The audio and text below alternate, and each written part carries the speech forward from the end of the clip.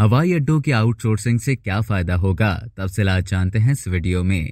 आलमी बैंक का commercial wing international finance corporation यानी कि IFC पाकिस्तान के 3 आलमी हवाई अड्डों इस्लामाबाद, लाहौर और कराची की आउटसोर्सिंग के हवाले से मुशीर है और अप्रैल से ट्रांजैक्शन स्ट्रक्चर का जायजा और आउटसोर्सिंग की तैयारी कर रहा है। IFC ने अपनी जायजा रिपोर्ट में कई ऐसे मसाइल की निशानदेही की है जो बिडिंग से कबल हल न होने की सूरत में आउटसोर्सिंग के अमल में रुकावट बन सकते हैं। ये मसाइल PIA पर वाजिबात, काबिल हुसूल वसूलियाँ, मुल्क की बेयकीनी सूरत हाल, रियायती fees, PCAA tariff, user charges में इजाफा, रेगुलेशन मैकेनिज्म, आउटसोर्सिंग से मुतासिर होने वाले मुलाजमीन का मुस्तकबिल और मौजूदा कॉन्ट्रैक्ट शुदा अरेंजमेंट से मुताल्लिक है। गुज़िश्ता साल सितंबर तक PIA का खसारा 630 अरब रुपए से तजावुज कर गया था। IFC ने रियायत दहिंदा और PCAA को स्टेट बैंक में गैर मुल्की करेंसी अकाउंट बरकरार रखने की इजाजत देने की सिफारिश भी की है, जिसके तहत हुकूमत गैर मुल्की करेंसी की दस्तयाबी, तब्दीली और मुंतकली को यकीनी बनाने के लिए अपनी जिम्मेदारियां पूरी कर सकती है और इसके उतार चढ़ाव की वजह से मुमकिन नुकसानात के खदशात को कम कर सकती है।